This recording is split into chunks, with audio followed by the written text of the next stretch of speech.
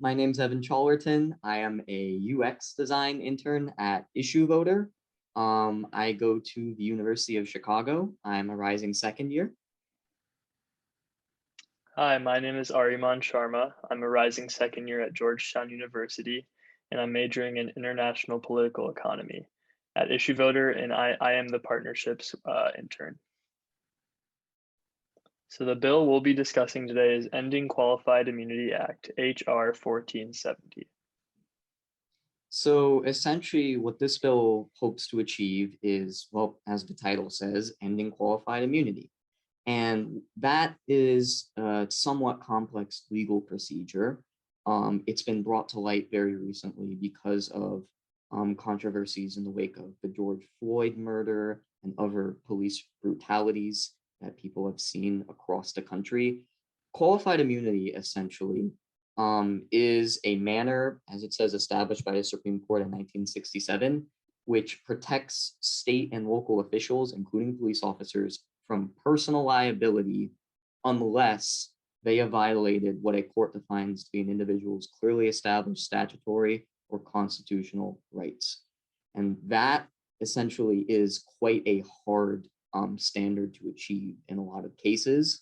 So people, especially proponents of this bill, would say something along the lines that police brutality can often be excused in this country because of the high standard that is required to convict police officers under qualified immunity that is given to public officials in general.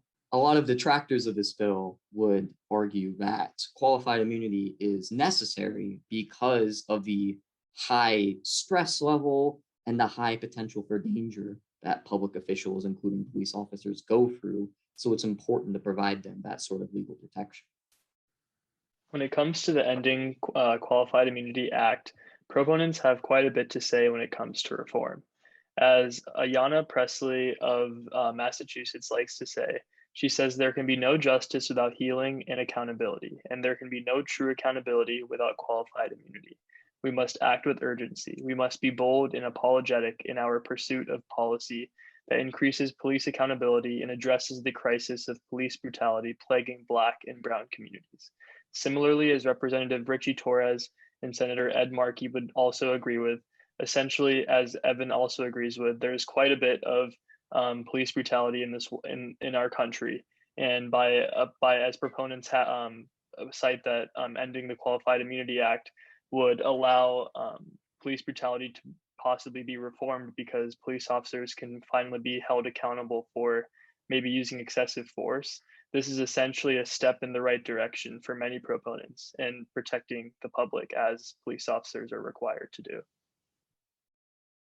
Some of the opponents of this bill, including former Chief Justice John Marshall and the former President Donald Trump, would essentially argue that this bill that ends qualified immunity essentially could put people in danger. John Marshall said that the fact that police officers are the ones who enforce laws, they're emphatic, the government of the United States has been emphatically termed the government of laws.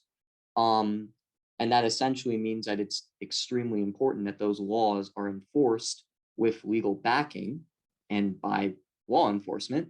So it's very important to protect those law enforcement people with as much protection as possible.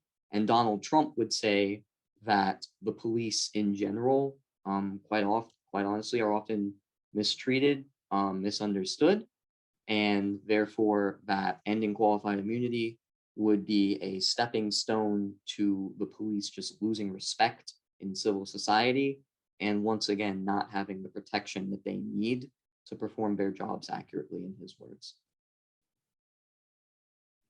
Some issues surrounding this bill include whether ending qualified immunity would stop police officers from adequately protecting the public because they will be scared of being held liable for acting with too much power.